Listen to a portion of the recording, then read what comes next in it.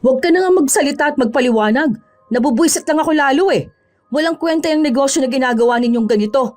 Sa susunod, huwag na kayo mag-offer kung hindi nyo naman nasusunod, di ba? Tsaka dapat lahat ng gusto namin, yon ang gagawin ninyo. Binayaran namin kayo, tandaan mo yan. Ay, na-bad trip na ako. Ang ganda ng suot at ayos ko tapos bubusitin lang ako ng pangit ninyong service. Kung may negative 5 star, yon ang rate ko sa inyo. Hindi na dapat magpasalamat sa inyo. Wala kayong kwenta. Tapos nagkaaberya pa sa mic kanina. Hindi gumagana nung nagsasalita ako. Dapat kapag ganyan, pulido na eh. Sayang yung pera namin eh. Yung sa mic po, ma'am, nahila niyo po kasi yon. Nasira po siya, pero may dala naman po kaming extra. Pasensya na po talaga. Hindi. Walang pasyensya rito ha. Hindi masarap yung luto ninyo. Tapos yung ibang ulam pa malamig na. Kanina late pa kayo ng 5 minutes mag-serve. Tapos yung pagkain ninyo sobrang konti lang din. Tinipid nyo kami ng sobra ha. Sobrang nakakahiya to sa mga bisita namin. Lalo doon sa mga kamag-anak namin lumuwas pa para makapunta rito. Napaka-unprofessional ninyo. Hindi na namin to babayaran ng buo. Kaya nga kami nanguha ng catering para hindi na kami ma-stress. Kaso ganito naman yung ginawa ninyo sa amin. Buwisit na yan. Huwag na kayo magnegosyo ha. Normal naman ang magreklamo kung hindi gusto o pangit ang serbisyo. Pero kung ang pagrereklamo sa lahat ng bagay, yun ang mahirap. Ganon ang ugali ni Solen. Lahat ng serbisyo sa kanya, kahit na maganda, ay lagi siyang may nakikitang mali at laging may nirereklamo. Yun din ang magiging dahilan upang maparusahan siya ng malala. Magagawa niya pa kayang magbago? O habang buhay na lang niyang pagsisisihan ang pagkakaroon ng ugaling nagdala sa kanya sa kaparusahan? Hoy, ano na naman ba yung narinig ko sumugod ka doon sa salon ni Gingy? Inaway mo rin yung isa niyang empleyado. Paano ba naman kasing hindi ko yun aawayin? Nakakainis yung ginawa niya sa buhok ko. Tignan mo nga ang pangit, di ba? Hindi ko gusto yung ang dry ng laylayan. Ano bang ginawa mo? Rebond ba? Nagpa-hot oil ako. Yung promo nila na $199. Ang pangit ng ginawa sa buhok ko. Baliw ka pala eh. Nagpa-hot oil ka, kailangan na ng rebond at botox yung buhok mo, no? Buwaghag na talaga yan. Hindi himala ang serbisyo nila para gumanda yung buhok mo. Anong inaasahan mo? Magkakaroon ka ng super straight na buhok? Kung ako yun, binalik ko pa yung $199 mo. Bato ko sa mukha mo, tig-pipiso. Ang sabihin nila, nung ako na, dinipid nila ang gamot. Bakit si Ruth? Ang ganda naman ng buhok niya. Straight ang buhok nun. Maganda na buhok nun dahil alaga niya yun. Ikaw parang buwaghag na kulot yung buhok mo, oh. Huwag mo isisi sa ibang tao kung bakit di nila mapastraight yan. Yung tig 199 ang kinuha mong promo eh. Ang kuripot mo ba naman kasi? Sana yung treatment na talaga. Para gagastos ka lang ng 2K dyan sa buhok mo eh. Huwag silang mga ako nagaganda ang buhok kung hindi naman totoo, di ba? Ang problema kasi dyan sa mga baklang nasa salon, mga sinungaling. Pagsabihan mo sila, tingin ko na sa mga bakla, mga mukhang pera na hindi nagsasabi ng totoo. Wow, kala mo naman ang ganda mo eh, no? Uso tumingin sa sariling gawa, ha? Yung ireklamo mo next time, yung tama naman sa binayad mo. Hindi yung magbibigay ka ng barya tapos hihingin mo, himala. Hoy, sino ka dyan, te? Ugali na kasi ni Solen ang magreklamo. Wala nang naging magandang serbisyo ang sino man kapag sa kanya na napupunta. Lahat na lang kailangan may pupunahin siya, kahit na maayos naman sana ang serbisyo. Madalas nakilala na siya kaya walang gustong gumawa ng serbisyo para sa kanya. May mga nawawalan pa ng trabaho dahil sa kagagawan niya. Wala siyang pakialam sa iba dahil ang paniniwala niya, basta nagbabayad siya, dapat palagi siyang masusunod. Isang araw, umalis siya para magpamasahe.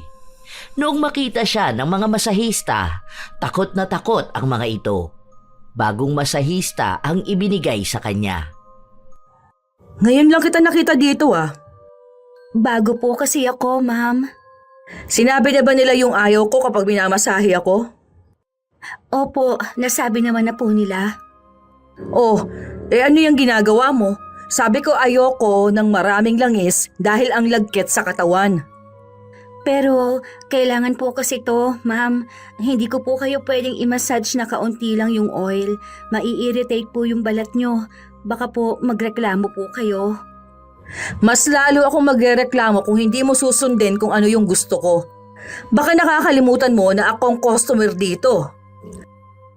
Walang nagawa ang masahista na gusto ni Solen. Hanggang sa nagpatuloy ang 1 oras at kalahati na pagmamasahe sa kanya. Nung natapos na, doon na siya ulit nagreklamo. Pero sa mismong may-ari na. Nakita niyo bang sobrang pula, di ba? Ang hapdi ng balat ko, kaya nga ako nagpamassage para mawala tong sakit ng katawan ko. Pero binigay niyo sa akin bago? Lalo lang sumakit yung katawan ko eh. Ibalik niyo sa akin ang binayad ko. Magdedemanda talaga ako. Hindi na nakipagtalo pa ang may-ari. Ibinalik sa kanya ang perang ibinayad niya. Matapos noon, sinabihan niyang hindi na siya pwedeng bumalik doon. Pero mas lalo siyang nagalit. Hindi raw yun pwede dahil may karapatan ang bawat customer na magreklamo, lalo na kung hindi nila gusto ang serbisyo. Pero nagmatigas din ang may-ari na lagi niya raw yung ginagawa. Para bang nakakalibre na siya ng masahe. Pero hindi na siya pinansin pa ni Solen. Nung kinagabihan, magkasama na naman si Solen at ang kaibigan niyang si AZ. May balak silang mag-inom dahil walang pasok kinabukasan. Huwag ka mag-iskandalo rito, bakla ha. Kapag ako talaga napahiya, aawain kita na malala. Depende kung anong service gagawin nila mamaya.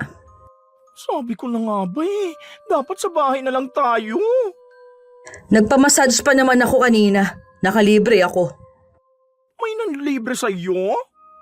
Hindi. Binawi ko yung perang ibinayad ko. Para ba naman akong binugbog eh. Ang tanga nung nagmasahe sa akin. Bago lang ata yun eh. Ang sakit ng kamay niya ha. Kaya nga namumula yung katawan ko kanina, di ba? Ay, duda ako. May ginawa ka na namang kalokohan kaya nakalibre ka doon. Nagreklamo lang ako. Karapatan ko namang bawiin yung perang ibinayad ko, no? Nagbayad ako ng tama, kaya dapat yung service nila tama rin, di ba? Sus, wala naman tama sa'yo, no? Lahat ng ginawa ng tao sa paligid mo, puro na lang mali. Ay, bahala ka na nga. Gusto kong uminom. Hindi naman mainit tong pagkain natin. Teka nga, magreklamo ako. Kuya! Kuya! Mainit naman Anong klaseng init ba ang gusto mo? Yung mapapaso ka? Kuya, bakit ganito tong sisig na order namin? Hindi naman mainit to. Tapos bakit isang sili lang? Ang konti pa ng servings ninyo. Ayusin nyo naman sana, no? Hindi yung ganito. Mag-iinom kami. Huwag nyo naman kaming bigyan ng stress. Hindi, Pogi. Okay na yan. Mainit naman, saka ganito naman talaga ang servings nila. Hindi pwede. Mag-rate ako ng 1 star dito kapag hindi nila dinagdagan yan. Hindi naman tayo magmumukbang. Bakit kailangan sobrang daming pulutan? Ano bang gagawin mo? Mamumulutan lang? Balik mo na yan. Kinukuha na nga oh. Ang konti ng servings nila. Baka naman karmahin sila niyan sa sobrang panlalamang nila sa mga tao. Baka naman ikaw ang karmahin yan sa pagiging reklamador mo. Ganon ang technique. Takot yan sila makareceive ng 1 star, no? Hayaan mo sila. Marami silang pera. Tsaka, negosyo nila to, no? Kung walang magrereklamo sa kanila, wala naman silang aayusing trabaho. Mali pa rin yun, no? Ginawa mo ng trabaho ang pagrereklamo. Karapatan natin yon bilang customer. Ayaw ko na nung sisig. Ito na lang kakainin ko. Baka mamaya duraan nila yun doon. Alam ko pa namang gawain ng iba. Kapag naiinis sila sa customer na walang ibang ginawa kundi ang magreklamo, dinudugyot nila yung pagkain. Subukan lang nila. Ipopost ko talaga sila. Makikita nila ang hinahanap nila, no? Masisira itong negosyo nila, ha? Tsaka yung post ko naman, honest review yun. Kapag binalahura nila yung pagkain ko talaga. Hindi ka ba nagsasawa na magreklamo? Parang wala kang kasiyahan sa buhay. Wala kasing maayos sa serbisyo rito. Hindi naman ako magreklamo kung maayos sila, di ba? May iba naman na maayos. May iba na tolerable naman ang mistake. Kapag ganun, pagbigyan mo na. Hindi yung maliit na inconvenience lang. Akala mo aping-ampi ka na? Kapag pinagbigyan mo sila, lagi na nilang gagawin yun. Dahil iisipin nila na okay lang kasi baka maintindihan naman ng customer. Mali yun kapag ganun, di ba? Sa halip na ayusin nila yung serbisyo sa atin tayo yung tinuturuan nila mag-adjust. Kaya dapat ipamukha na sa kanila kung sino sila at sino tayo. Ay, buong talaga ng mindset mo. Hindi ko gets minsan. Basta, alam mo kung anong karapatan mo, hindi ka aabusuhin ng mga negosyante na yan. Pero ang inaaway mo, yung mga empleyado nila? Para apektado din negosyo nila, di ba? Basta, customer is always right. Taas noo pa si Solen habang sinasabi niya yon. Ilang araw pa ang lumipas kung ano-anong reklamo na lang ang ginagawa niya. Minsan sinasadya niya para makalibre lang. Hanggang sa isang beses, bumili siya ng binebentang damit sa Facebook. Pero paglabas niya ng opisina, wala ron ang nagbebenta kaya agad niyang tinawagan. Nasaan ka dito? Andito na ako Ano ba naman yan? Ang sabi ko, pagbaba ko, gusto ko makikita na kita dito. Ano? On the way ka pa lang ba? Napakainit dito sa labas Ano ka ba naman? Nagbebenta ka tapos ang gusto mo yung customer pa maghihintay sa'yo? Bumili lang po ako ng tubig saglit. 1 hour na po kasi akong naghihintay sa labas ng opisina ninyo, ma'am. Ang init dito. Cancel ko na lang yan. Bogus buyer ka. Buisit ka. Hindi naman po pwede yan, ma'am. 1 oras na po ako naghihintay sa inyo Pabalik na po ako. Nag 7-Eleven lang po ako kasi uhaw na po talaga ako. Wala pa naman pong 5 minutes ang hihintayin ninyo. Wala akong pakialam. Hindi mo dapat pinaghihintay yung customer mo. Ayoko na. Hindi ko na kukunin yan. Sa susunod, kapag magbebenta ka, ayusin mo naman Hindi yung gusto mo customer pa maghihintay sa'yo na matagal Ayoko sa lahat yung ganito. Bahala ka dyan. Pinatayan ni Solen ng tawag ang kausap niya. Matapos nun ay nag-post siya ng mga paninira tungkol sa page ng nagbebenta ng damit. Kung ano-anong masasakit na salita at insulto ang pinagsasabi niya. Noong mabasa yon ng kaibigan niya, kinausap siya. Uy girl, awa na lang dun sa may-ari ng page. Nagbebenta lang yung tao. Bakit naman ako maaawa sa kanya? Inireport ko nga yung page niya Naiinis ako. Pinaghihintay ba naman ako? OA mo naman. 1 hour mo pinaghintay yung tao tapos 5 minutes lang na paghihintay, hindi mo pa magawa? Time is gold nga, di ba? Dapat maging responsable siya. Matuto siyang pahalagahan ang oras ng customer niya. OA mo. Tig 100 pesos na pre-loved clothes lang ang binili mo. Kung makademand ka naman dyan. Customer ako, di ba? O dapat lagi akong masusunod. Kung hindi naman pala nila kayang ibigay yung kailangan ko, wag na sila magnegosyo. Talagang ipopost ko sila niyan. Ay, nakaka-stress ka kausap. Bahala ka dyan. Ikaw rin, ewan ko kung anong mangyayari sa'yo kapag nakahanap ka ng katapat mo. Sila ang nakahanap ng katapat nila, hindi ako. Nakilala nila kung sino ang customer na dapat talagang binibigyan ng pansin.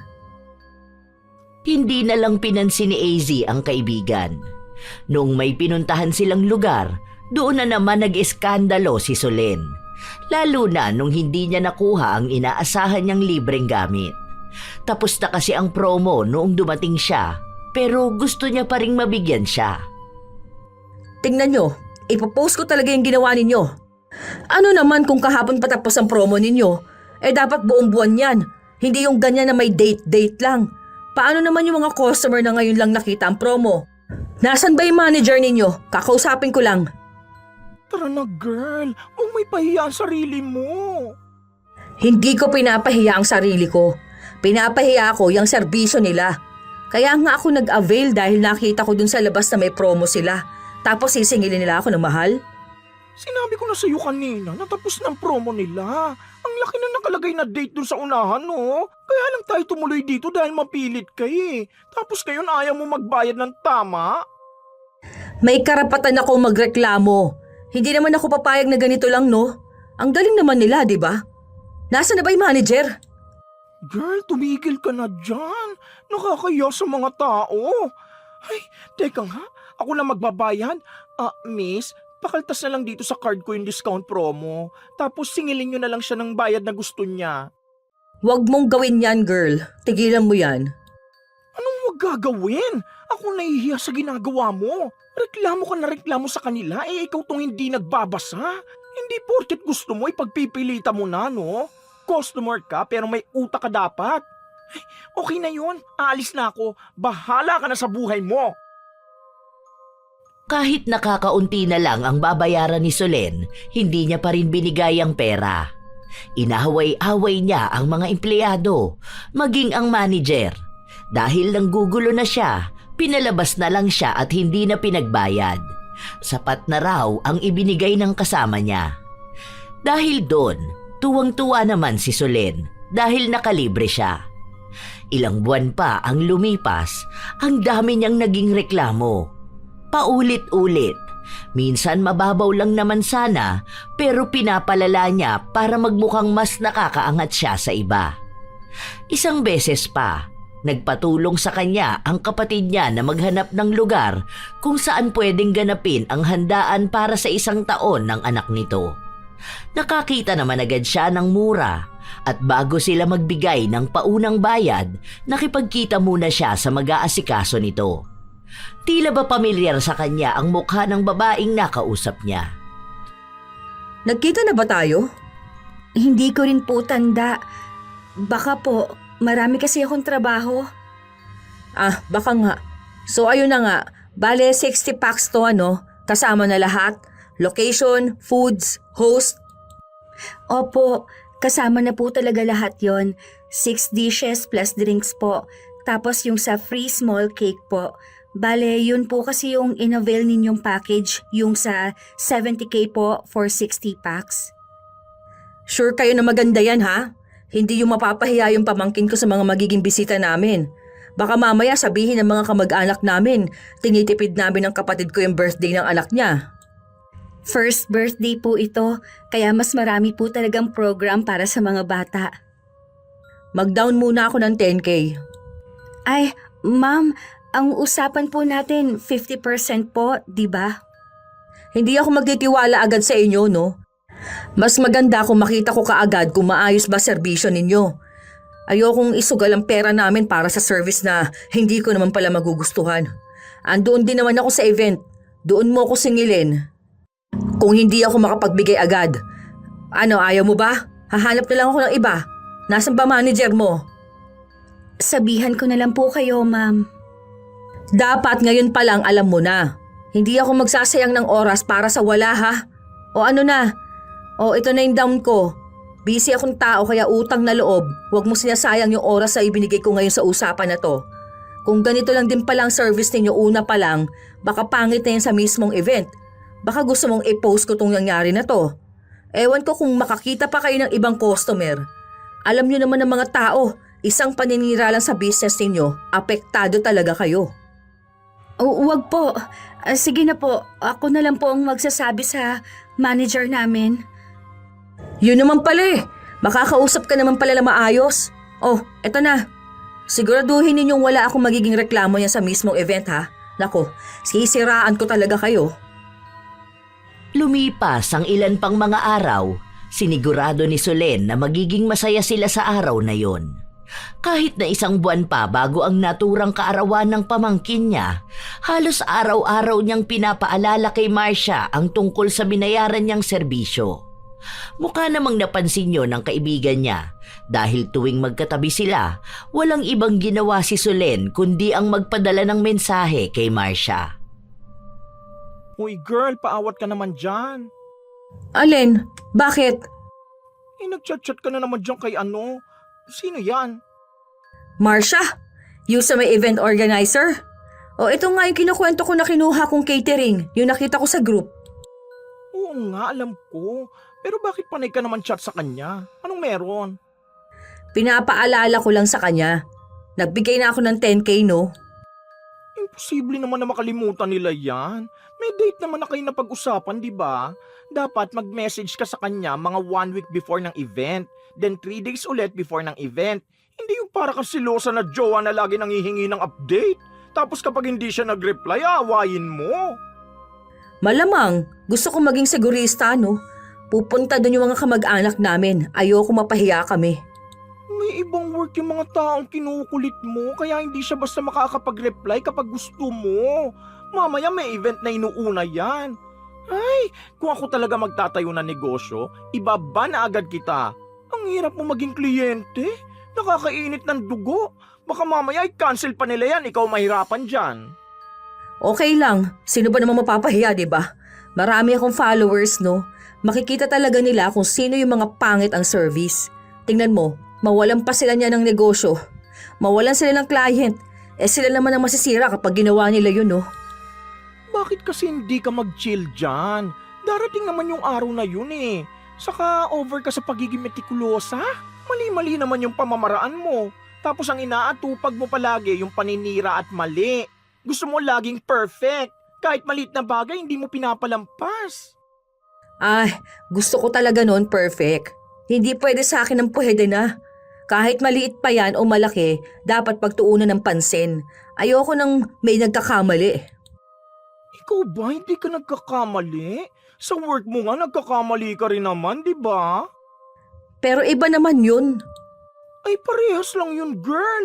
Ang pagkakaiba nun yung sa service. Dapat alam mo na di sa lahat ng pagkakataon makukuha mo kung ano yung eksaktong gusto mo. Tingnan mo kung makaka-apekto ba yung nirereklamo mo o pwede naman palampasin na lang.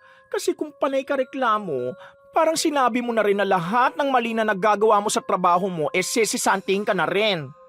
Iba naman kasi yung sinasabi mo. Ang layo mo sa reality. Girl, ikaw ang malayo sa reality. Alam mo, ayoko makipagtalo sa'yo ha. Aalis pa kami ngayon. May photoshoot pa pamangkin ko. Bahala ka na dyan. Kahit na anong daldal ni AZ sa kaibigan, hindi siya pinakinggan nito.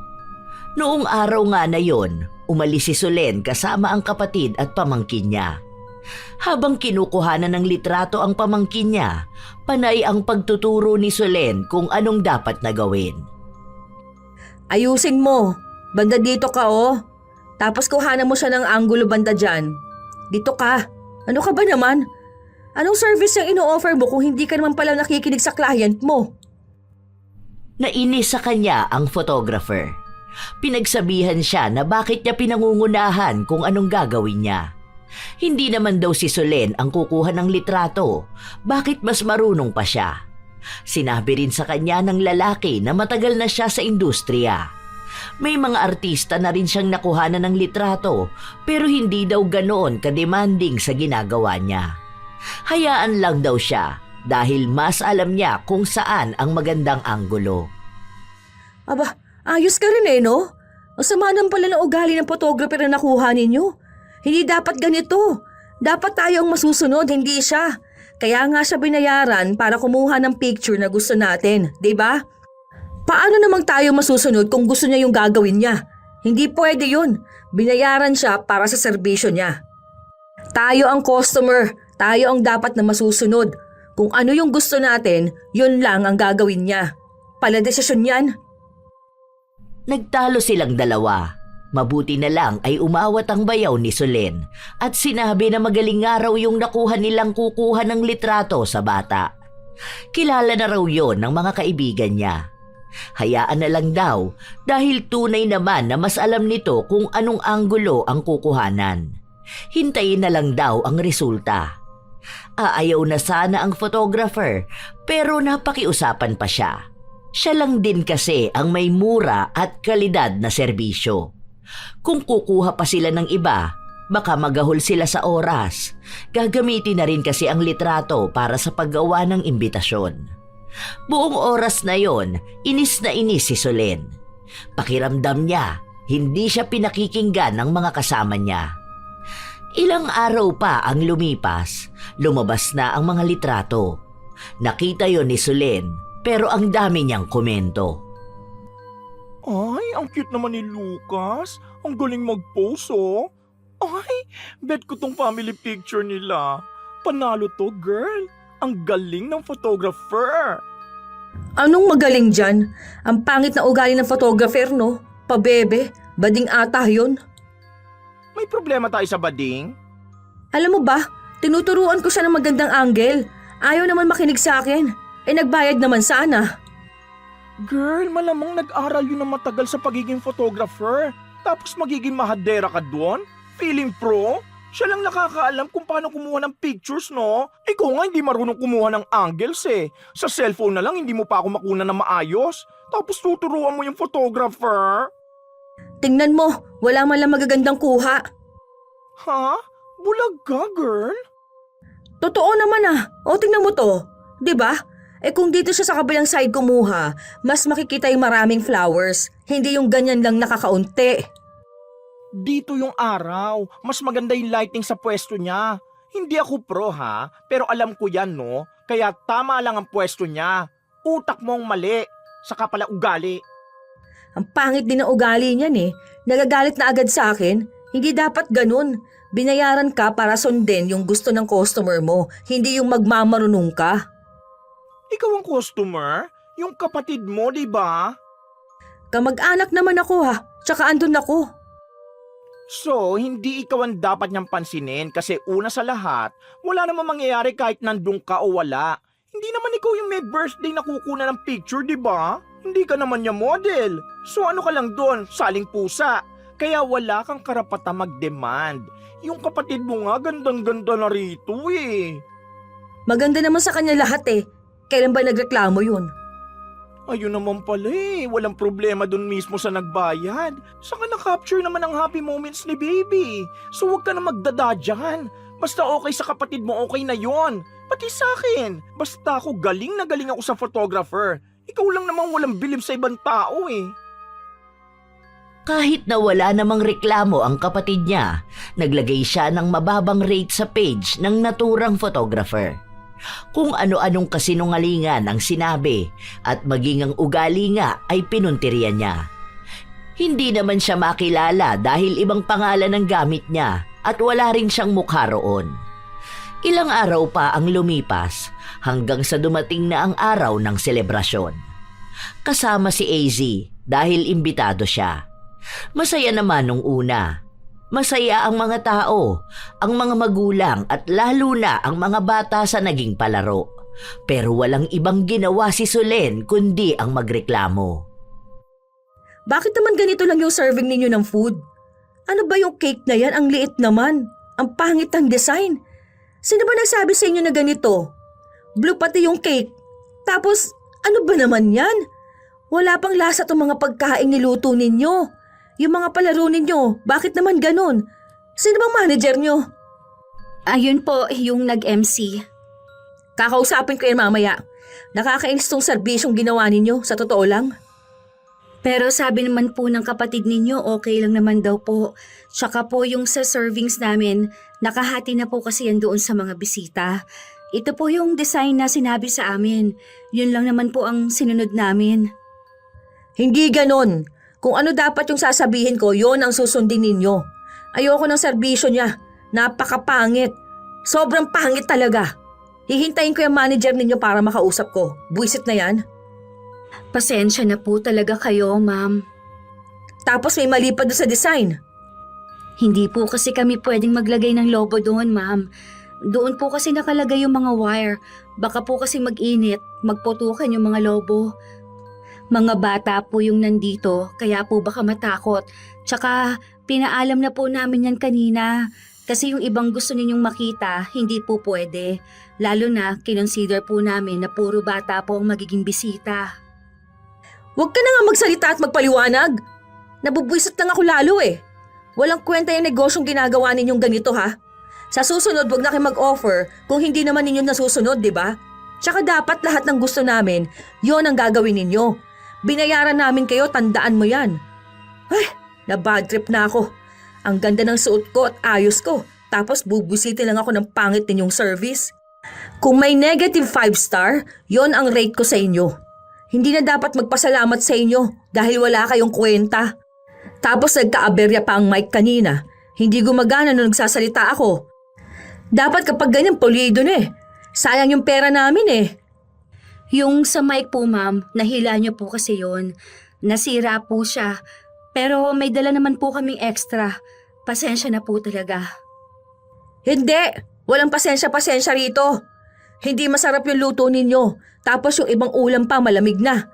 Kanina late pa kayo ng 5 minutes mag-serve. Tapos yung pagkain ninyo sobrang konti lang din. Tinipid nyo kami ng sobra. Sobrang nakakahiya to sa mga bisita namin, lalo na doon sa mga kamag-anak naming lumuwas pa para makapunta rito. Napaka-unprofessional ninyo. Hindi na namin to babayaran ng buo. Kaya nga kami nanguha ng catering para hindi na kami ma-stress. Kaso ganito naman yung ginawa ninyo sa amin. Buisit na yan. Huwag na kayo magnegosyo ha! Pag-usapan na lang po natin ito ng maayos, ma'am. Hindi naman po pwedeng hindi nyo kami babayaran. Kasi po, malaki yung abono namin dito, ma'am eh. 10K lang po yung una ninyong bigay eh. Magbabayad pa kami para dito sa venue. Sinunod naman po talaga namin lahat ng gusto ninyo. Magkaiba po kasi kayo ng pinapagawa ng kapatid mo eh. Nalilito kami kung sino yung susundin. Kaya po, sinunod namin yung sa kapatid mo.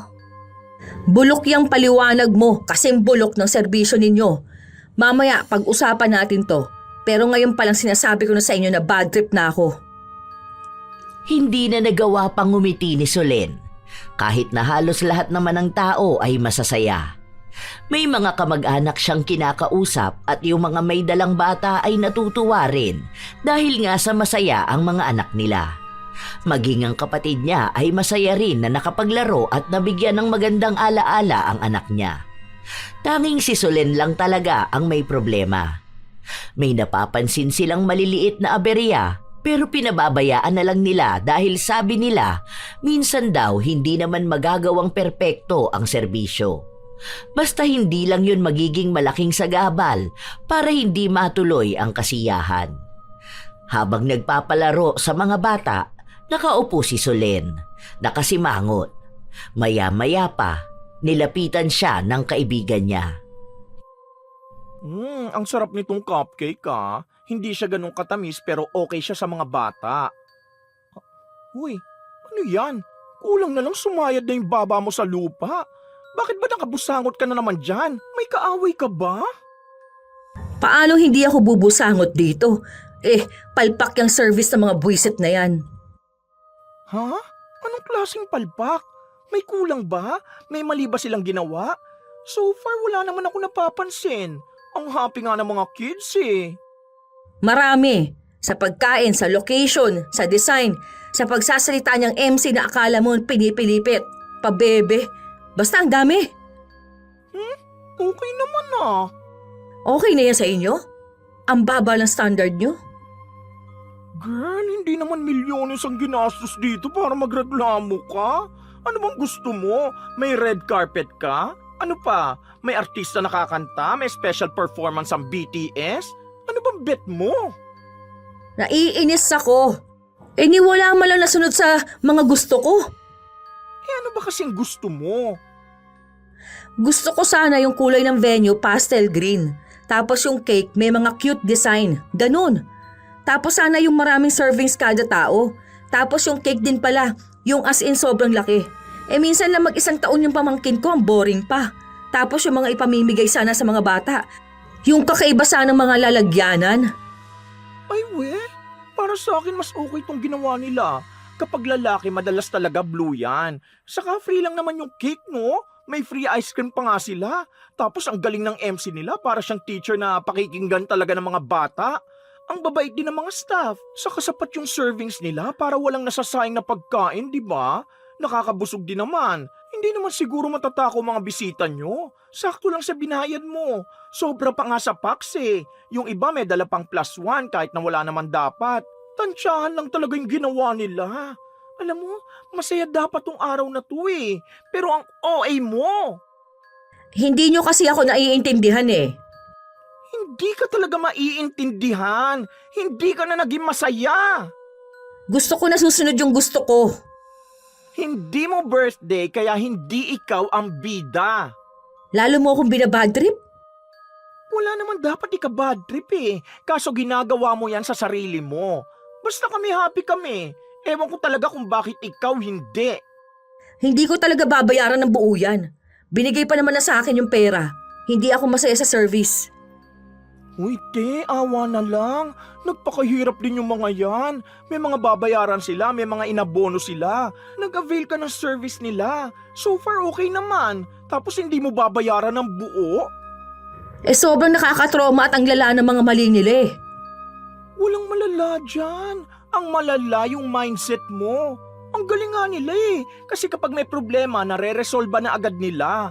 Ang malala yung ganun sa birthday ng pinsan ko. Panis mga pagkain, tapos ang susungit ng mga staff. Tapos ang pangit talaga ng venue, walang ka-design-design. Kung ganun yung nakikita mo ngayon, kahit na huwag ka na magbayad, kasi pwede mo pang idemanda yung nag-cater dito. Pero kung ganito na maayos at maganda naman, te, awa na lang, huy. Basta hindi ako masaya. Kapag hindi ako satisfied, hindi ako nagbabayad ng buo. Kahit na ano pang sabihin ninyo, ayoko ng service nila. Napakawalang kwenta. Silang dalawang magkaibigan naman ang nagtalo. Hindi na lang masyadong pinatulan ni AZ dahil nakakahiya kung bigla na lang silang magsisigawan habang ang mga tao ay nagkakasiyahan. Lumipas ang oras hanggang sa natapos na ang event. Nagpapasalamat ang kapatid ni Solen sa mga nag-asikaso sa kaarawan ng anak niya. Matapos noon, pagod na silang umuwi kasama ang iba pang mga bisita. Ang naiwan na lang doon ay si Solen at ang kaibigan niya. Pinipilit kasi ni AZ ang kaibigan na magbayad na ng buo dahil ipinapahiya niya lang ang sarili niya. Bakit ba ako pinakikialaman, ha? Kasi nga, mali na yung ginagawa mo. Sana hindi na binigay sa'yo ng kapatid mo yung pera. Ganyan ka lang pala sa mga staff na nagpapakapagod para sa birthday ng pamangkin mo. Hindi nga kasi ako natuwa. Kaya hindi ko nababayaran yung kalahati. Ma'am, bayad pa po kasi yun sa amin eh. Tapos yung sa pagkain pa po na inabunuhan namin. Bago lang po kami, ma'am. Hindi pa kami sikat. Wala pa kami gaanong booking ng mga event. Kaya sana naman po, wag ninyo na kaming baratin ng ganito. Eh wala akong pakialam. Huwag kang magpaawa sa akin. Hindi naman ako naaawa sa'yo, no? May mga pamilya rin po kaming binubuhay, ma'am. Nakapromo na po kami. Kasi po kung sa iba yan, mahal po talaga ang kailangan ninyong bayaran. Oo nga, bayaran mo na. Kawawa naman sila oh. Binigay naman nila yung best nila eh. Best ngayon? Ganon yung best para sa kanila? Basura? Grabe ka naman. Bago nga lang daw sila, di ba? Kumbaga may matututunan din sila. Doon naman natututo ang mga tao kapag may mali sila nagawa. At least walang panis na foods. Masarap din ang timpla. Hindi maalat, hindi matabang. Then super happy ng mga kids. Kung may naging problema, nagawa naman ng paraan. Nairaos din yung birthday ni Lucas, di ba? Wala akong pakialam. Kung ano yung nakikita kong klase ng service nila, yun lang din ang babayaran ko. Hindi nagpatinag si Solen. Ginawa niya talagang magbayad ng kulang kahit na ilang beses na rin siyang kausapin ng manager. Parehas silang nagtakutan hanggang sa nauwi na lang din sa pananahimik nila. Dahil baka malaki rin ang mawala sa negosyo nila kung ipagpipilitan nila ang gusto nila. Tinandaan na lang nila ang mukha ni Solen para daw sa susunod ay hindi na ulit siya bibigyan ng serbisyo. Magsasabi na lang din daw sila sa kapatid niya kung magkano lang ang nakuha. Nung nalaman nga ng kapatid ni Solen ang ginawa niya, humingi ito ng tawad at siya na ang nagbigay ng kakulangan. Nagalit din ito sa kanya at sinabi na sa susunod ayusin niya naman daw ang pakikitungo sa ibang tao. Pero wala pa ring pakialam si Solen. Nagpatuloy ang mga araw hanggang sa may pinuntahan silang seminar. May kinalaman yon sa trabaho nila. May bayad, kaya alam na agad ni AC ang sasabihin ng kaibigan niya. Ang boring naman nun kanina. Di wala man lang ako natutunan. Mas magaling pa ako dun eh. Mas okay pa magturo yung nasa YouTube. Ako maraming natutunan. O boobs ka kasi kaya ganun. Hoy, sabihin mo wala kang kasiyahan. Ha, bla bla bla bla. Wala akong time dyan. Aalis na ako. Bakit ba nagmamadali ka? Kanina ka pa tingin ng tingin sa relo mo. May kikitain ka ba? May date yarn? Di ba ngayon ang schedule nung sa pagpapatato ko sa kilay ko? Ngayon pala yun. Sama ako. Ay, hindi pala. Aalis pala ako ngayon. Ihahatid ko pala pinsan ko sa airport. Send mo na lang sa akin ang result, ha? Pagpunta ni Solen sa klinik kung saan nga siya magpapagawa ng kilay, may mga nauna sa kanya. pero gusto niyang siya ang unahin. Nagpupumilit siyang dapat kanina pa siya, pero pinapalit niya ang oras niya. Hindi pumayag ang mga tao ron, kaya wala siyang nagawa kundi ang sumimangot. Hindi pa nagagawa ang kilay niya, pero nakasalubong na ito. Inip na inip siya na parang gusto niyang madaliin ang mga nauna para sumunod na siya. At noong siya na ang gagawa ng kilay, ang dami niya pa ring dinadaldal. Ayusin nyo yan ha. Isang pagkakamali lang sinasabi ko sa inyo. Magrereklamo talaga ako. Basta sinabi ko kung ano yung gusto kong kilay. Yon mismo.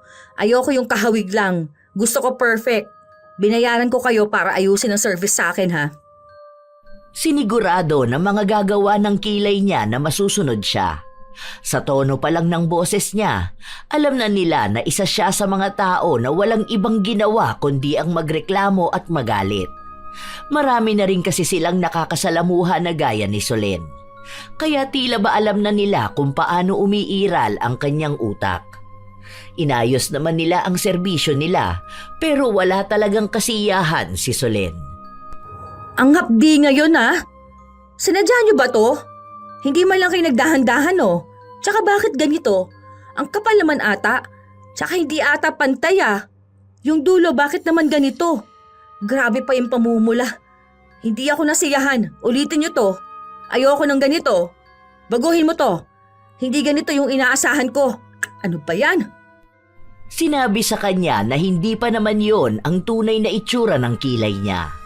Kapag humupa na raw ang pamumula at kapag gumaling na, sa kanya makikita kung tama ba ang hugis o bagay ba ang kapal at kulay sa kanya. Hindi niya agad masasabi matapos ang pagpapatato niya. Pero hindi nakinig si Solen. Pinagpilitan niyang ayusin yon base sa gusto niya. Ilang beses na ipinaliwanag sa kanya na hindi yun pwede dahil namamaga pa ang kilay niya. Saka na lang daw niya ibalik kapag magaling na at hindi niya talaga gusto ang resulta. Pero kung ngayon niya gagawin yon, magkakaroon ng mas malaking problema. Mapilit siya. Walang magawa ang mga tao kaya pinagbigyan na siya. Madaldal pa naman siya kapag hindi nakukuha ang kanyang gusto. Nung inulit, mas lalong namaga. Hindi niya makita kung tama na ba ang gusto niyang kilay. Nung gusto niyang ipagalaw ulit, hindi na pumayag ang mga nagtato sa kanya. Dahil baka ireklamo pa sila at pare-pareho silang mawala ng kabuhayan. Galit na galit si Solen, lalo na nung pumasok siya sa trabaho. 3 araw siyang hindi pumasok pero kita na grabe ang pamamaga ng kilay niya. Girl, ano yan? Bakit para namang sugat-sugat yan? Hindi mo ba inayos paglilinis dyan? Naiinis nga ako doon sa mga buwis na nagtattoo sa akin eh. Idedemanda ko mga yon. Bakit ba kasi? Eh di ba gusto ko nga yung parang Korean look na kilay? Yung ganun kay Ayu? O tapos? Eh hindi naman nila nakuha. Tapos basta kakaiba. Ayun, inaway ko sila. Tapos pinaulit ko. Hanggang ngayon di pa rin maayos. Ang hapdi nito ha. Ay, kung hindi nga naman sira ang kukote mo, bakit mo sila pinilit na ayusin yan same day? Hoy, hindi yung pwede. Pwede yun. Hindi pwede. Kasi nga namamaga pa yan. Need pa muna niyan mag-heal. Tapos dun mo na malalaman kung tama ba yung hulma ng kilay mo.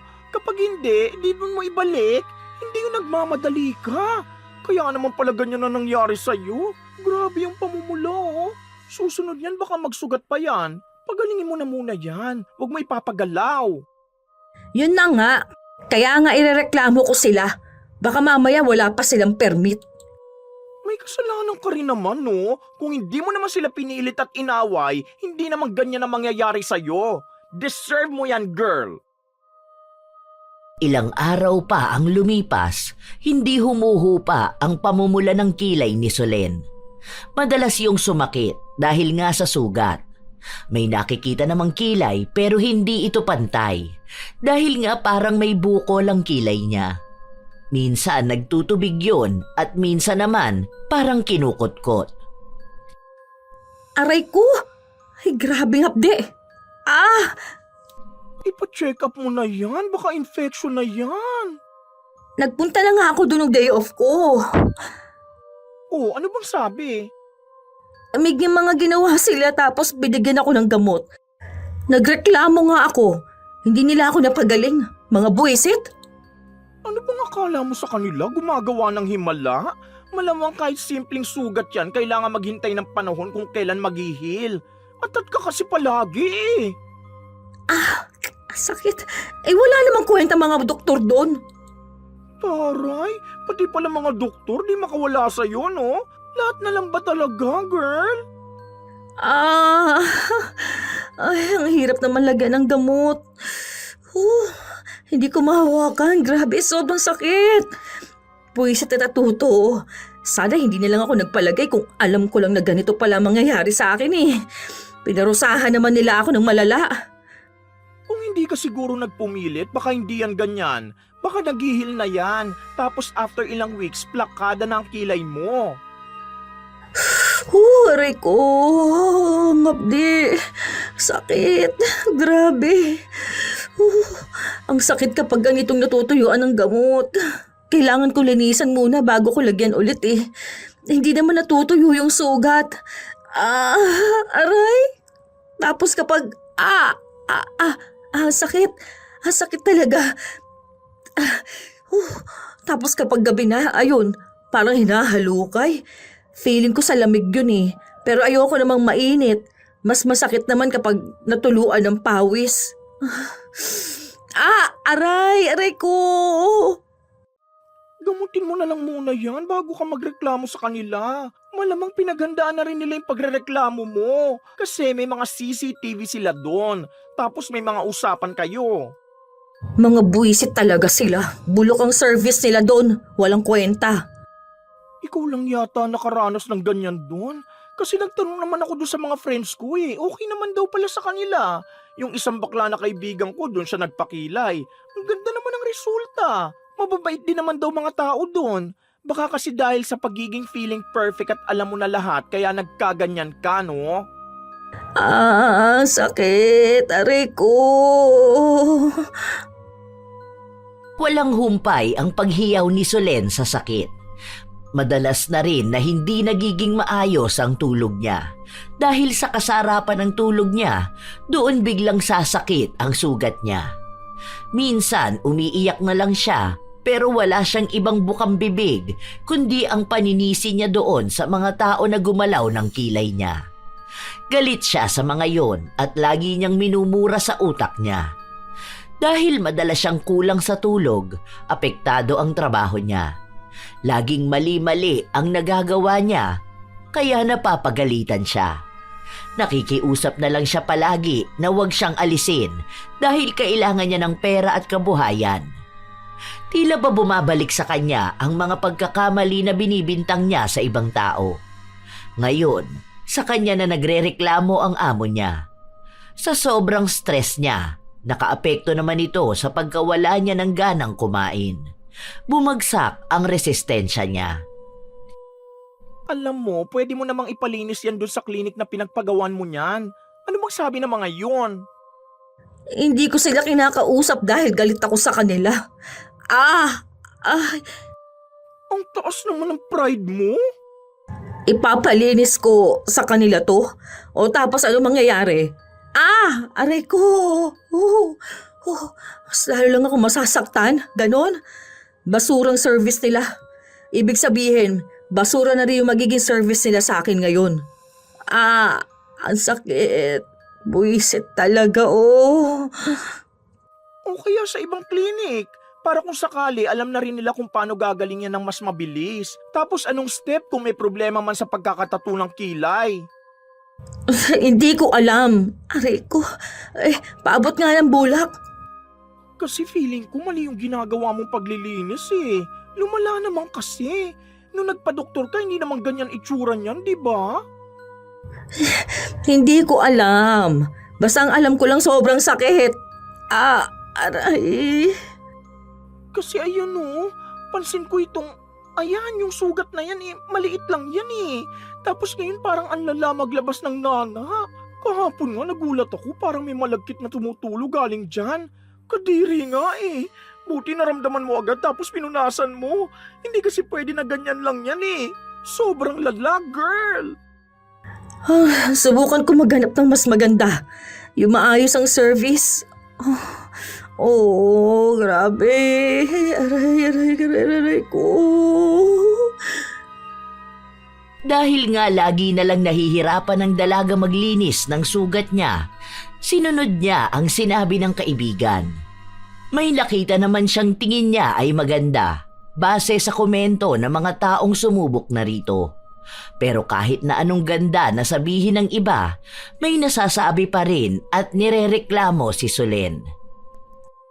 Alam nyo, mas lalo niyong pinasakit tong kilay ko. Aray, parang binigla niyong tuklapin tapos nilagyan niyo ng kung ano-anong cream.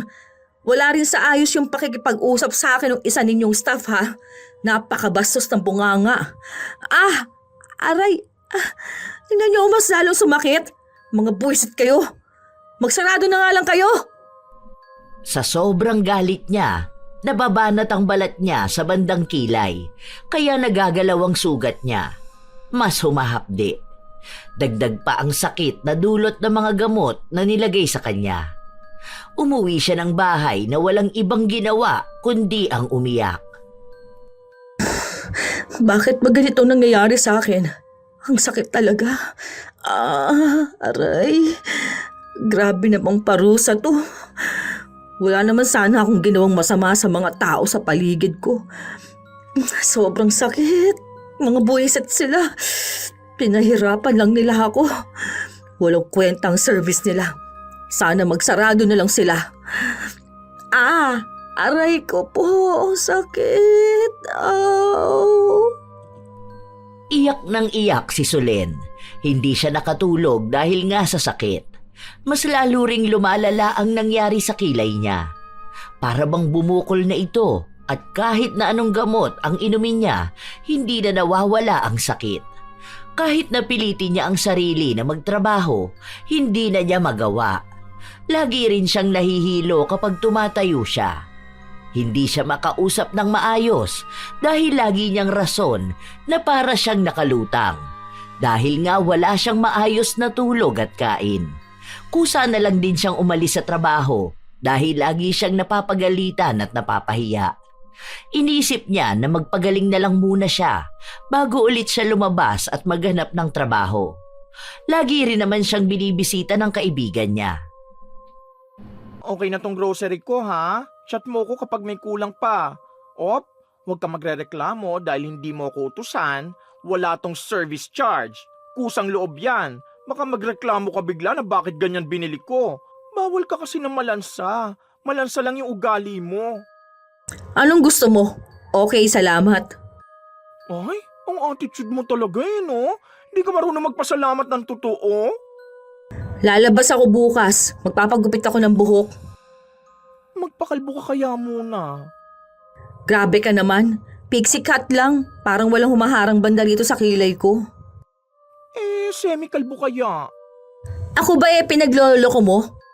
Init na naman ang ulo niya Suggestion nga lang, di ba? Ayusin mo naman.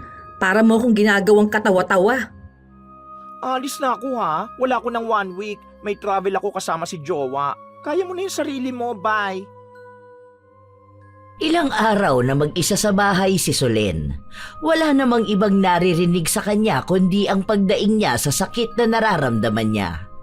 Panay siya iyak at sigaw. Mabuti na lang at walang kapitbahay na nagrereklamo sa kanya. Pinupuntahan naman siya minsan ng kapatid niya pero hindi ito nagtatagal dahil nga sa naaamoy niya sa bahay. Amoy sugat daw kasi. Totoo naman yun.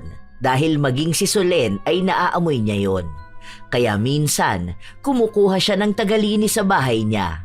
Pero kahit yata sinong magaling at mabait na tagalinis, palagi siyang may nasasabi. Hanggang sa isang araw, lumabas na siya para magpagupit ng buhok. Hindi niya inaasahan na si Marcia ang makikita niya ron. Wala bang ibang magugupit ng buhok ko? Wala akong tiwala sa'yo. Meron naman, pero may ginagawa pa sila. Nagre-reband sila. Pwede kung makakapaghintay ka. Ano ba yan? Makipagpalit ka sa kanila. Lipat ka na lang ng salon. Bakit mo ko inuutusan ha? Andito na nga. Ang sakit. Ayan na. Hinangin na sa sugat ko yung buhok ko. Kasi kung ayaw mo sa akin, tapos ayaw mong maghintay ng matagal para may matapos, lipat ka na lang ng ibang salon. Karapatan mo naman yon bilang customer eh. Hindi ka naman namin pinipigilan. Ang tigas din ang mukha mo no? Andito ka rin talaga? May pamilya akong binubuhay, kaya halos lahat ng trabaho pinapasok ko. Wala akong pakialam sa drama mo.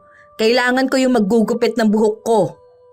Ayaw mo nga sa akin, hindi naman kita pipilitin. Oo na, ayusin mo yan ha.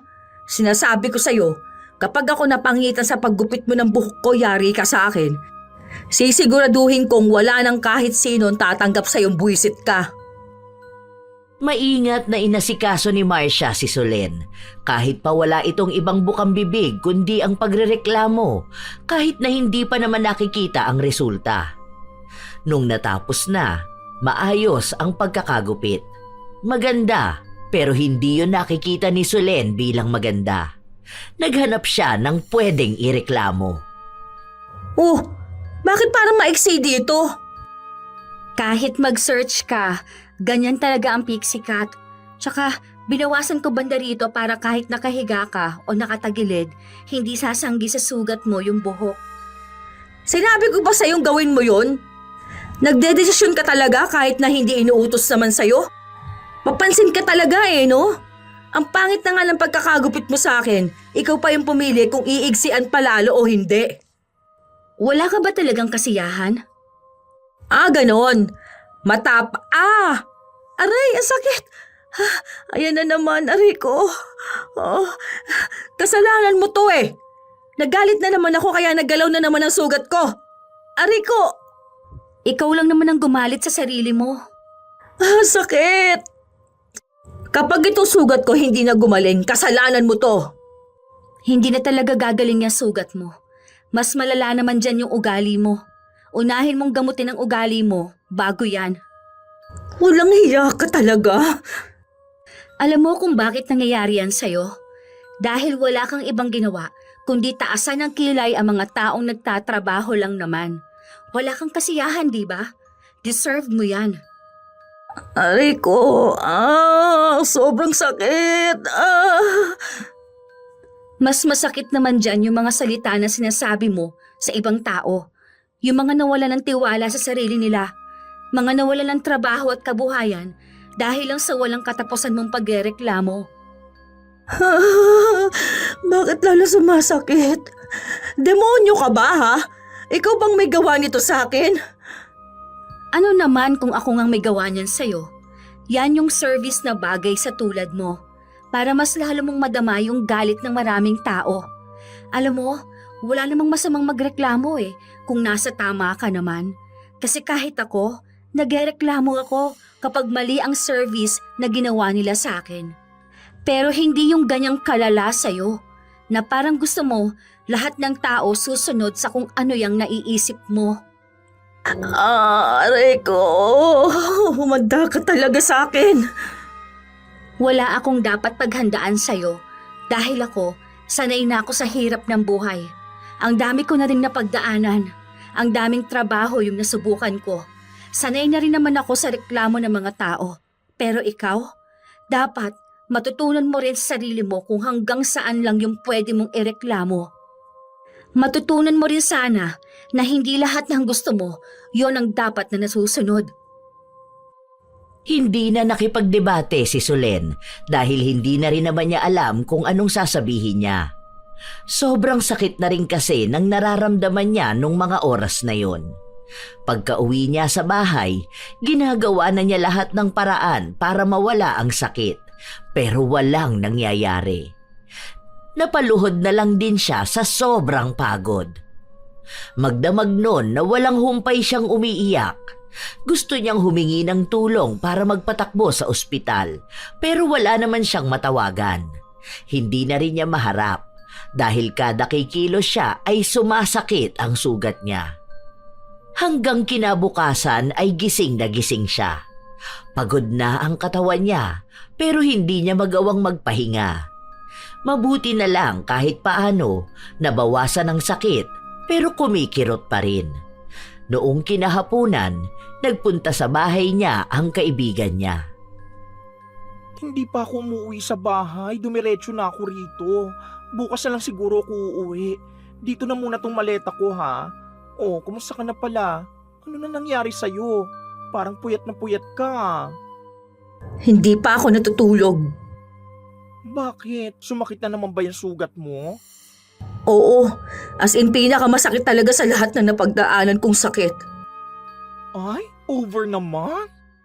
Oo nga kasi, hindi naman ako nagbibiro.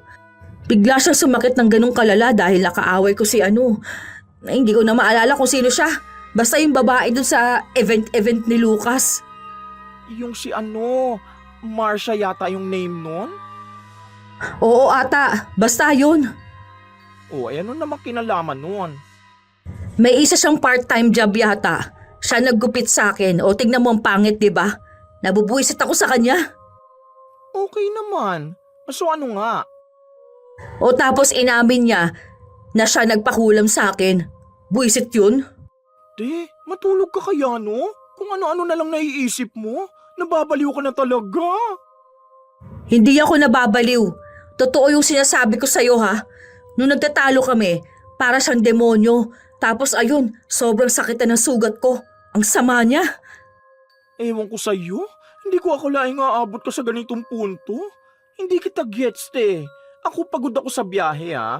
Matulog na tayo para makapagpahinga yung utak mo tapos makapag-isip ka ng maayos, di ba? Totoo nga. Kaya tulungan mo ako matalo yung mangkukulam na yon. Ano bang akala mo sa akin, albularyo? Hoy, matulog ka na, antok lang yan. Ilang beses pang kinulit ni Solen ang kaibigan niya na nakulam nga siya. Naniniwala rin naman si AZ sa kulam, pero imposible naman daw na may kukulam kay Solen. Kaya ganun daw ang nangyayari sa sugat niya ay dahil nga sa ayaw niyang magbago. Dahil din daw sa kagagawan niya yon. Matigas ang ulo niya. Pero dahil sa sobrang kulit niya, napilitan na lang si AZ na maghanap ng albularyo at sinamahan siya magpunta ron. Nag-absent ako para dito ha. Kapag ako nabigyan ng memo, kita mo, ikaw sisisihin ko. Ang daming tao. Gumawa ka naman ng paraan para mauna tayo. Ang sabi mo, nagpabook ka na ng appointment. Girl, ano bang akala mo sa albularyo? Walang book dito ha. First come, first orasyon dito, no? Tagal mo kasi. Sabi ko madaling araw pa lang biyahe na tayo, tinanghali ka pa. Gumawa ka ng paraan. Hoy, wag mo ako inuutusan ha. Sinamahan kita dito dahil naaawa ako sa'yo. Dahil sa paulit-ulit mong sinasabi na kinulam ka. Wag mo ako obligahin na gawin ang gusto mo. Baka iwan pa kita rito. Kung mainipin ka, umuwi na tayo. Lahat ng taong nandito may kanya-kanyang pinagdaraanan sa buhay. Hindi ka special para unahin ka. Ang tagal eh. Ano ba namang service yan? Kung ganyan ang ugali mo, baka pati albularyo hindi ka tulungan. Nakakapikom ka sa totoo lang. Kaya hindi ka gumagaling eh. Yung ugali mo walang pagbabago. Bahala ka kung hindi ka magbabago, baka ganyan ka na talaga habang buhay. Sa bagay, ikaw naman ang magsasuffer. Pangit na ugali mo eh. Nagtalo na naman ang magkaibigan. Halos gusto nang umuwi ni AZ pero hindi niya iniwan si Solen. Hanggang sa umusad na nga ang pila at si Solen na ang titingnan ng albularyo. Nagsagawa pa ng kung ano-anong pamamaraan ang albularyo para makausap ang mangkukulam. Doon nila napatunayan na may halong ritual nga ang nararanasan ni Solen. Doon mas lalong nagalit ang dalaga at halos gusto na rin niyang ipakulam si Marcia. Pero sinabi ng albularyo na hindi niya yon ginagawa. At hindi rin daw siya sigurado kung si Marcia talaga ang kumulam sa kanya o nagpakulam. Hindi raw siya pwedeng magdeklara ng pangalan dahil wala naman siyang ibang makita. Ang gagawin lang daw sa kanya ay pagagalingin siya. Pero pinababalik siya sa susunod na Biyernes. Bakit hindi mo pwedeng kulamin yung gumawa sa akin ito? Sure talaga ako na si Marcia yon. Alam nga niya, saka sinabi niya. Akala ko ba may kapangyarihan ng mga albularyo? Kulamin mo siya, tapos sinayang mo lang oras ko, ha? Hindi mo talaga ako pinagaling agad, no? Babalik pa talaga sa susunod? Ano ba naman tong service na ino-offer mo? Magbabayad ka mo para sa ganito kabulok na serbisyo, ha? Uy, baliw ka, tumigil ka nga dyan. Nakakaya ka talaga kahit kailan. Donation lang yan, walang sinabi na presyo. Tinutulungan ka na nga eh. Tatang, sorry po ha. Pasensya na po talaga kayo. Eh bakit ka ba humihingi na sorry sa kanya? Eh sa totoo naman na palpak yung service na offer niya. Sa susunod ha, huwag kang magsabi na albularyo ka kung hindi mo naman agad gagawing mapagaling ang tao. Nakakainis to. Namimera ka lang eh. Si AZ na ang nahihiya sa ginagawa ng kaibigan niya, kaya hinila na niya ito at inaya na umuwi.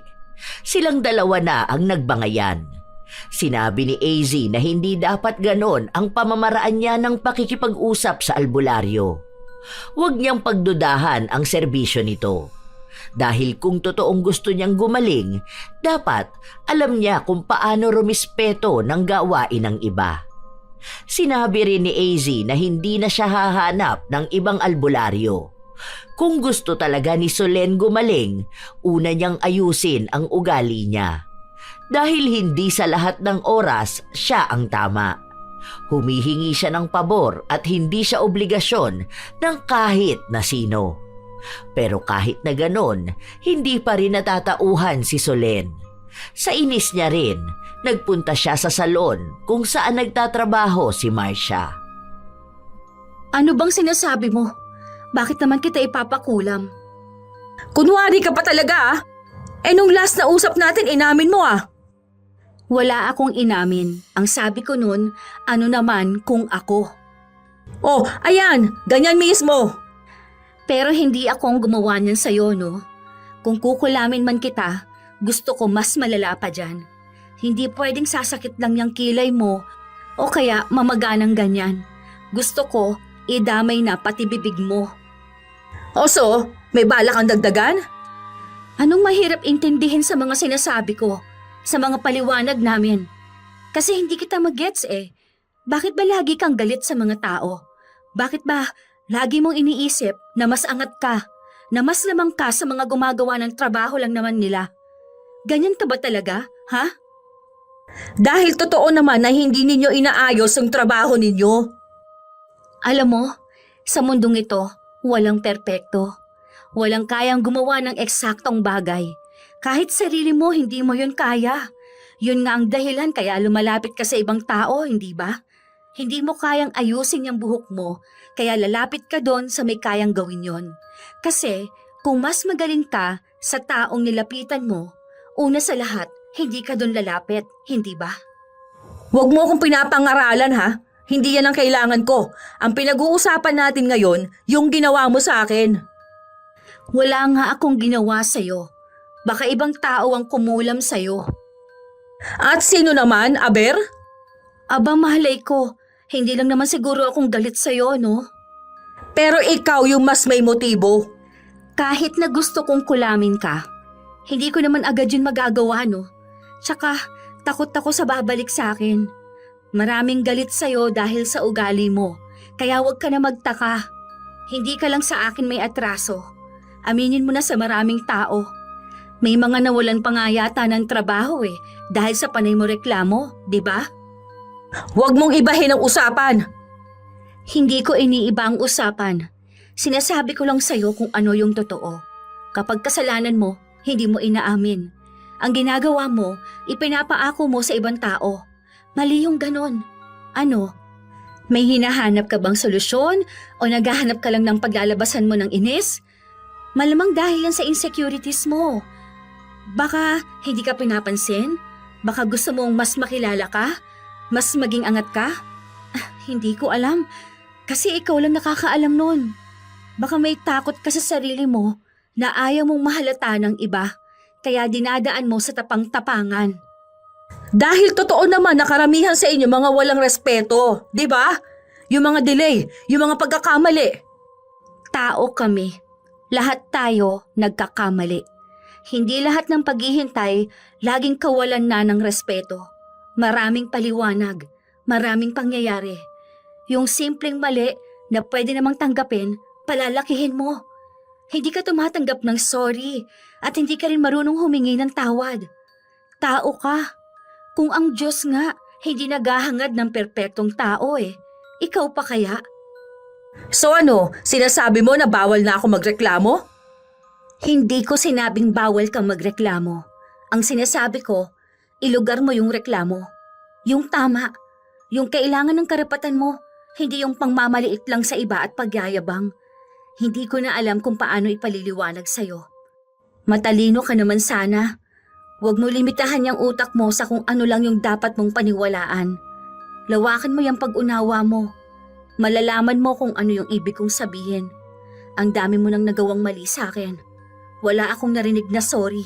Hindi ko na yun hihintayin, pero iisa lang ang sasabihin ko. Hindi ako ang kumulam sa'yo. Buo ang paninindigan ni Marcia na wala siyang ginagawang masama. Pero ipinagpipilitan pa rin ni Solen kung ano-anong paninira at pang-aaway ang ginawa niya. Hanggang sa napagod na lang din siya. Mabilis na siyang manghina, dala na rin ang kulang sa tulog at kain. Minsan pa, habang mag-isa siya sa bahay niya, bigla na namang sumakit ang sugat niya. Ito na naman, ang sakit, grabe.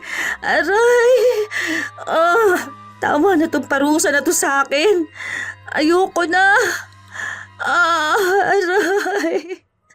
Ang sakit na. Sobrang sakit na nito. Ayoko na. Sino mo nagpapahirap sa akin? Maawa ka na. Ayoko na. Ang sakit na talaga. Aray. Walang ibang maririnig sa loob ng bahay ni Solen kundi ang hiyaw niya at ang pag-iyak niya dahil sa sakit na nararamdaman niya. Tila ba nawawala na siya ng pag-asa. Hindi na niya alam kung gagaling pa ba siya. Kung may magbabago pa ba sa buhay niya. Hindi niya magamit ang pera niya para gumaling siya. Para bang wala na siyang saysay sa mundo. Sa mga sandali na yon, tila ba unti-unti na rin niyang pinagsisisihan ang mga mali niyang nagawa sa buhay. Mga pagkakataon na naging masama siya sa ibang tao. Na baka nga tama si Marcia. May taong gumaganti sa kanya na nagawan niya ng mali noon. Hindi man niya kilala kung sino. Hanggang sa isang araw, dumalaw na naman sa kanya ang kaibigan niya. Ano, gusto mo pa bang magpa-albularyo? Tatanggapin pa ba ako dun? Hindi natin alam, mag-sorry ka na lang, yung totoong sorry. Paano kung ayaw niya? Wala na tayong magagawa. Hanap tayo ng iba kaso mainipin ka. Baka kasi awayin mo na naman Mahirap na. Hindi na. Hindi na? Oo, ayoko namang away ng ganyan. Uy, ikaw ba yan? Natatakot na ako. Baka ibang tao na yung nasa katawan ni Sulin. Be, nasan ba yung totoong Sulin? Hindi naman ako nagbibiro. Totoo nga. Nung naranasan ko yung sobrang sakit, parang naalog na rin yung utak ko. Parang sinabi sa akin yung mga mali ko. So, gora ka na? Oo, sana gumaling na ako, no? Ang hirap ng ganito Ayoko nang maranasan tong ganitong kasakit. Totoo ba? I mean, tumatanggap ka ng pagkakamali mo? Hindi mo na sinisisi yung ibang tao? Oo, tama nga si Marcia. Ang dami kong taong nagawa ng mali. Hindi ko alam kanino ako hihingi ng sorry. Kaya ang ginawa ko na lang, nag-pray na lang ako tapos nag-sorry. Ganun na lang. Sabi ko sana makarating sa mga taong nagawan ko ng mali yung sorry ko. Tama nga naman na hindi naman masama ang magreklamo. Pero yung naaayon naman sana sa reklamo. Kung dapat talagang ireklamo. Pero yung maliliit na butas na nakikita ko na pinapalaki ko, yon ang mali. Tsaka pwede ko rin naman silang kausapin na maayos sana at mahinahon kung may napansin akong mali. Kesa naman yung pangungunahan ko na ng galit agad, diba? Hindi yung namamahiya ako, nananakot ako, nananakit ako ng damdamin nila. Yung kalmadong reklamo, kasi Alam ko naman na aayusin din nila yun. Kaya nagsisisi na ako dun sa mga nagawa kong paninisi sa iba kahit na sinunod lang din naman nila yung gusto ko at yung tama na naaayon sa trabaho at kaalaman nila. Bakas sa boses ni Solen ang sinseridad. Gusto niyang baguhin ang pag-uugali niya. Naghahangad ng pangalawang pagkakataon. Bumalik sila sa albularyo at humingi ng tawad. Napatawad naman siya dahil ramdam na totoo na ang puso niya sa paglapit at paniniwala na gagaling siya. Sa ngayon, nasa proseso pa lang ng paggaling si Solen.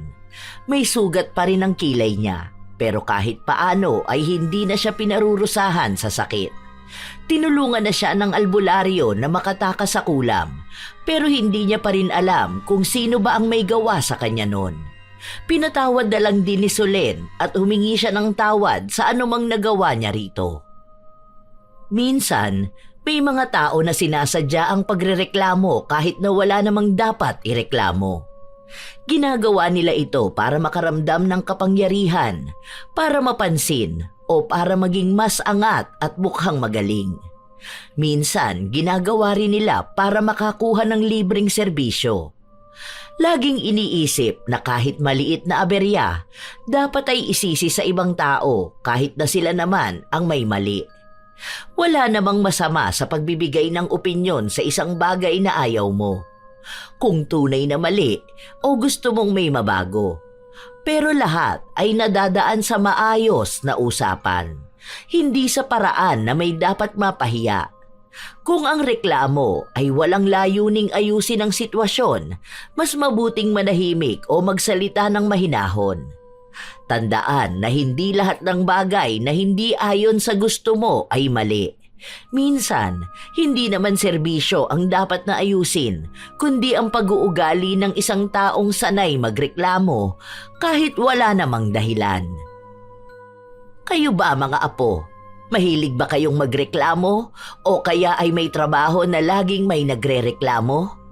Ibahagi nyo naman ang inyong sariling karanasan kasabay ng opinyon sa ating bagong kwento. Naway naghatid ito ng magandang aral sa inyo. Shout out sa ilan sa mga masusugid na tagapakinig ng mga istorya ni Lola Telang.